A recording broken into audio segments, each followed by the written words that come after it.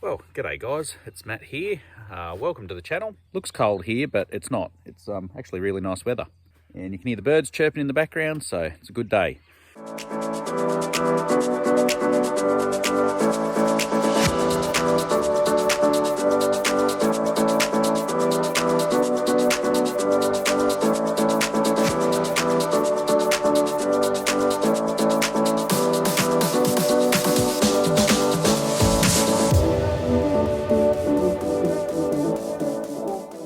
So, what's happening today? We are at the development block and I have to take this to pick up another cultivator.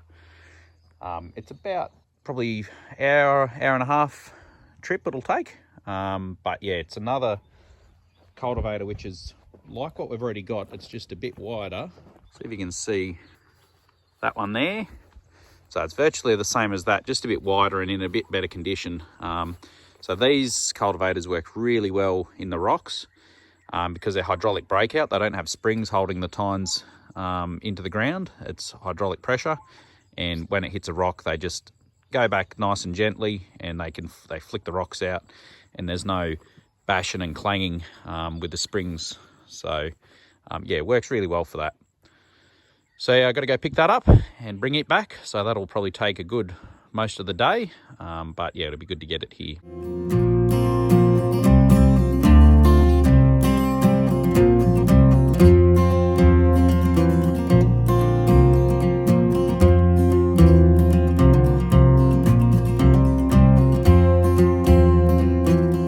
Alright guys, we made it back. This is the new to us cultivator.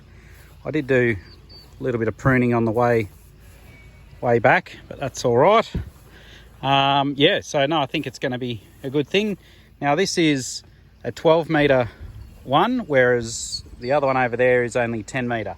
So this will fit our tram lines. We work on 12 metre tram lines, and yeah, so this will work well if we do want to do any cultivating on the yeah, where we're using tram lines.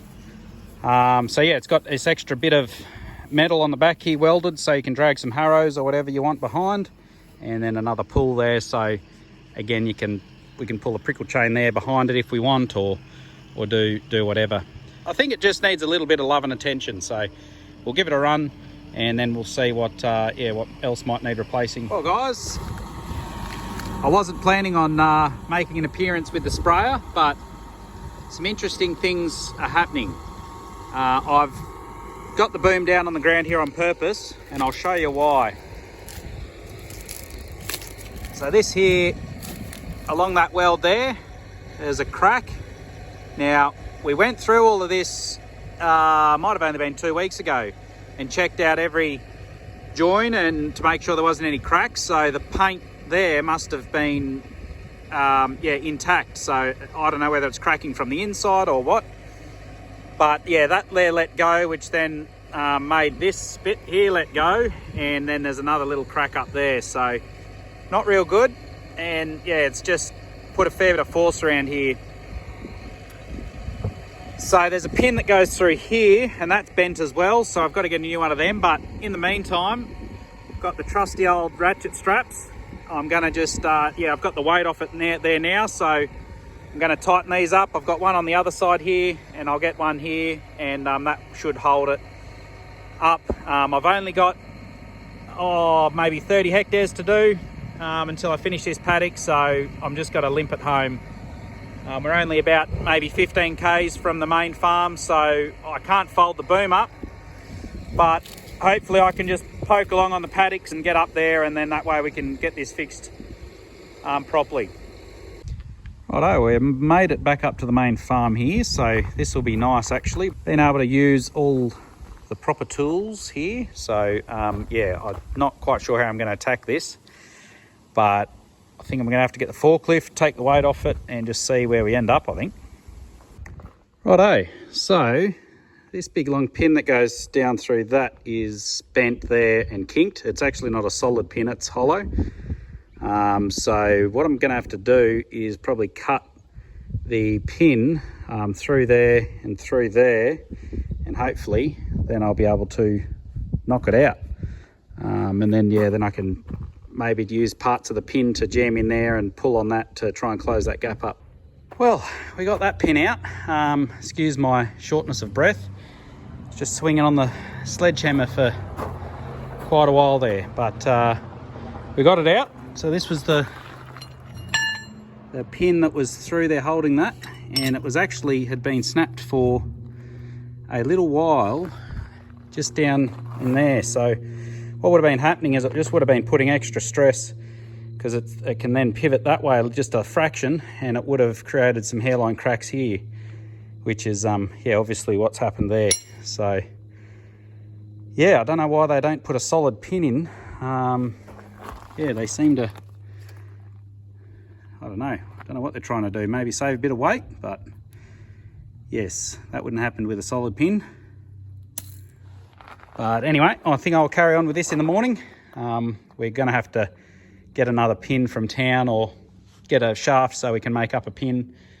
So yeah, we're sort of a bit hamstrung at the minute, but we'll get it done. And guys, just remember to like and subscribe, particularly if you enjoy watching people struggle. Yes, it's part of farming and contracting and dozer work. As stuff breaks down, stuff happens, stuff gets bogged when it's wet. That's just the ups and downs of farming. But yes, hopefully get all this sorted and it'll be happy days. Righto guys, we're back here at the boom. Yes, I managed to get the rest of the pins out and get it pretty well straight and bend her around. So yeah, basically that lines up with that hole down there. Got our rod there. We actually had that sitting there. That's a bit of chrome, so yeah, that'll work well. But I've welded it up, and I've used what I call the silicon technique, which is find a gap and fill it up. So you can see, yeah, all in there. I've filled all that up, and yeah, put a fairly thick weld there, and then underneath there I've got all that tidied up, and in behind there, and all under there. So yeah, we'll keep an eye on it. Hopefully it doesn't give any more trouble. Righto, well, I think I'll quickly just get some touch-up paint, but this is all pretty well ready to go. The shaft we had that goes right through was just a little bit short, but it's mostly, it's like to there, so it's pretty much all in that bottom boss there, so shouldn't be a problem.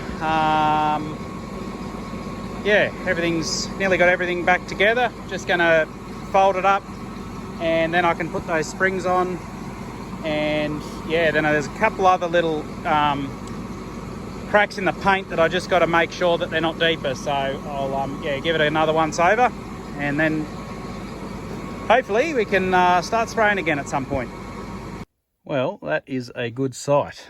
So yeah, it all folded up nicely, and yeah, I'll just have to keep an eye on it, I think. But I was able to fix up a couple other cracks, but the paint was just cracked a bit, so yeah, ground it back just anyway and welded it up just to be safe. Hello folks, Peter back again. Just thought I'd explain to you what we've been doing this last week. So we got this one at a fraction of the cost of a brand new cultivator. Part of that, why we're cultivating a reasonable amount now, is that because down at the development block we have some areas that haven't been farmed for a long time. There's a lot of rocks in there, but this cultivator has a few features on it that are a little bit unusual. We see here's an example of a tine, and the travel of this ram allows this part of the tine, or let's look at this one in here that's a bit shiny. It allows it to travel all the way up so that the point of that is level with the frame, which means when you've got stones or boulders 700 mil, 600 mil, or what, 24 inches in diameter, it seems to be able to walk them through the machine without damaging it. And the other big factor that's really impressive too is this looks like an obscure little fitting here, but it's not. It's a one-way valve that allows the oil inside this ram to travel back very rapidly through the system into the little cylinder up there called an accumulator. So that's got pressure, hydraulic pressure from the tractor, and that's like a big spring behind the oil. So when the tine lets go, the oil travels back up there, the little valve lifts off its seat. But the interesting thing is that when it releases, it doesn't come back with a bang, because there's a little plate in there, restrictor, with a tiny little hole in it that only allows the oil to travel back under a regulated flow rate, which means the tine comes back and doesn't come back hard, it just comes back quietly. It does mean that sometimes the point doesn't engage the ground for maybe a metre after it's hit the obstacle, but it's very soft on everything. It's just, and they're a really, really well made cultivator, and they'll be over 30 years old, but they do a really good job.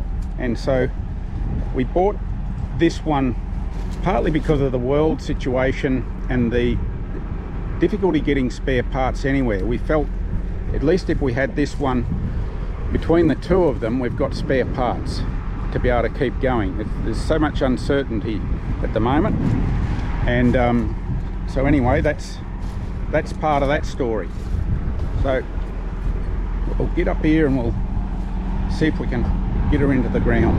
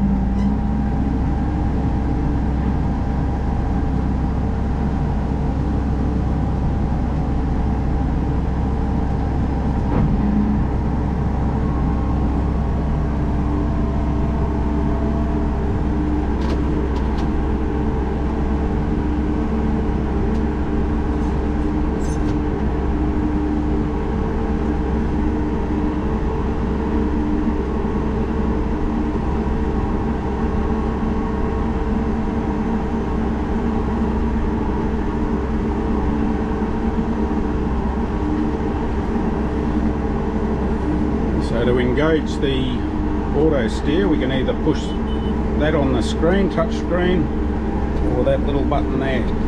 So we're set up on 12 meters, and you can see the header marks in front of us. That's from the harvest. It's on the same tram lines, and you'll see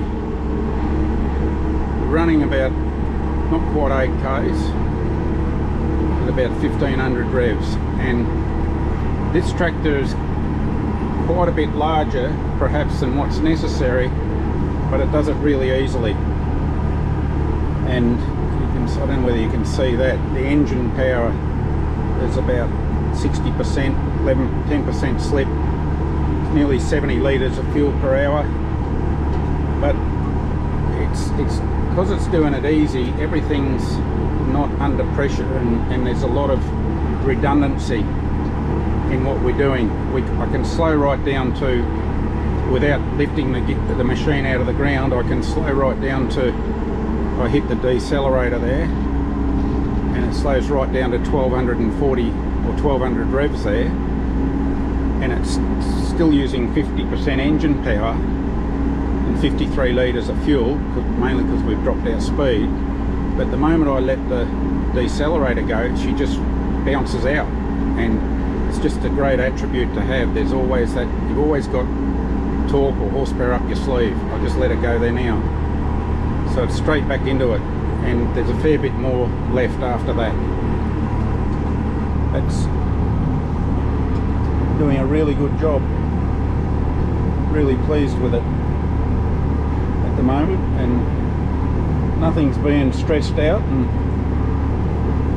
particularly the operator, he's very happy because he's got, there's the air conditioner controls up there, and they're only about halfway where they could go. It's about probably over 33, 34 degrees outside, and I'm quite happy in here, thank you very much.